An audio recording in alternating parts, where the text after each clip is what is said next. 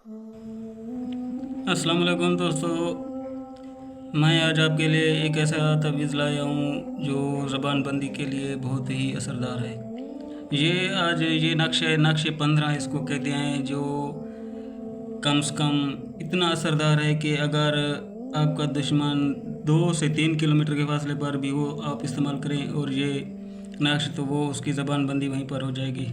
ये नक्श जो आप देख रहे हैं, ये 9 खानों का नक्श है। जैसे मैं आपको दिखा रहा हूँ कि ये 9 खाने हैं, 3 इधर, 3 ये और 3 ये। ये नक्श लिखने का तरीका ऐसा है कि अगर आप इधर से मिलाएं तो भी 15 बनता है, अगर इधर से मिलाएं तो भी 15 बनता है। तो इस तरह का नक्श आप खुद घर पर लिख कर इस्तेमाल कर सकते हैं। इस नक्श की आपको इजाज़त है और ये नक्श बहुत ही असरदार है। ये दुश्मन की ज़बान बंदी के लिए भी है और हाकिम की ज़बान बंदी के लिए भी है और ससुराल वालों की ज़बान बंदी के लिए भी है और शोहर की ज़बान बंदी के लिए भी है। ये उन बहनों और भाइयों के लिए है जो हाकिम के आगे जाते हैं किसी काम के लिए और हाकिम उनकी बात भी नहीं सुनता। तो दोस्तों, आज मैं ये नक्शा आपके लिए लाया हूँ और आपको इस्तेमाल करने का तरीका भी बताऊँगा। तो वीडियो आगे चलाने से पहले मैं आपसे गुजारिश करता हूँ कि हमारे चैनल को सब्सक्राइब करें और हमारे पेज को फॉलो करें, ताकि हमारी नई से नई वीडियो आपको मिलती रहे और आपके इल्म में इजाफा होता रहे। तो दोस्तों, आइए शुरू करते हैं वीडियो आगे।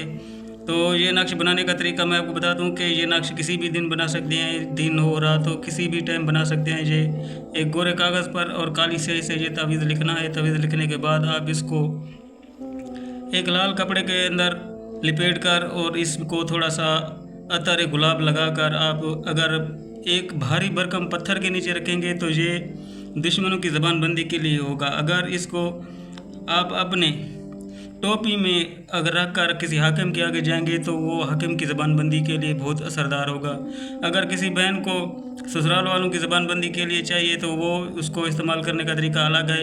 ये तवीज़ वो इस्तेमाल करे, वो उसका भी ज़बान बंदी हो जाएगी। तो उसका इस्तेमाल करने का तरीका ये है कि ये तवीज़ लिखने के बाद इसको अतर गुलाब लगा कर और लाल कपड़े में लपेट कर ये तवीज़ इस्तेमाल कैसे करना है मैं आपको बताता हूँ। कि अगर औरत इस्तेमाल कर रही है अपने ससुराल वालों के लिए तो ये तवीज़ लाल कपड़े में लपेट कर वो किसी पुराने अनार के दरख्त के नीचे जाके दबा दे और दबाने से पहले 3 बार खड़े होकर मशरक़ की तरफ मुँह करके 3 बार ये अल्फाज बोल दे तो इंशाअल्लाह ताला ससुराल वालों की भी ज़बान बंदी हो जाएगी।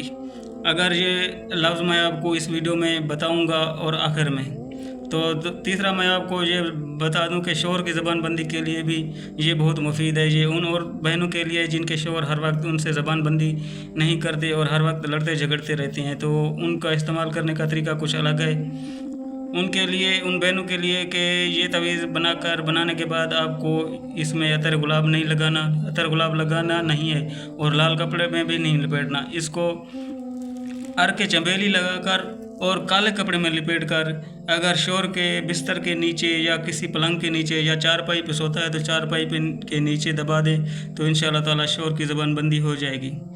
और इसके अलावा अगर इसको किसी भी किस्म के लिए इस्तेमाल करने के लिए अगर आपको चाहिए तो ये तवीज़ लिख कर ज़ाफ़रान से लिखने के बाद अगर आप इसको अपनी जेब में रखते हैं तो किसी भी आदमी, चाहे वो जानने वाला हो या अनजान हो, कोई भी हो, उसके ज़बान बंदी हो जाएगी। वो आपकी इतनी इज़्ज़त करेगा कि आप हैरान और परेशान हो जाएंगे कि ये ना मुझे जानता है ना कोई पहचान वाला है, फिर भी इतनी इज़्ज़त कर रहा है। तो दोस्तों, ये तवीज़ आज हम आपके लिए लाए हैं और इसके तवीज़ के असरात भी हम आपको बता रहे हैं। और वो जो 3 अल्फाज हमने आपको बताने हैं वो इंशाअल्लाह ताला अगर किसी बहन को ज़रूरत है तो हमारे चैनल पे जाए और हमारे चैनल पे जाने के बाद आपको हमारा व्हाट्सअप नंबर मिल जाएगा और वो अल्फाज आपको उस हमारे चैनल में किसी भी वीडियो में मिल सकते हैं। अगर वो ऐसा नहीं कर सकती तो हमारे व्हाट्सअप नंबर पर रब्ता करें, इंशाअल्लाह ताला वो अल्फाज हम आपको बताएंगे।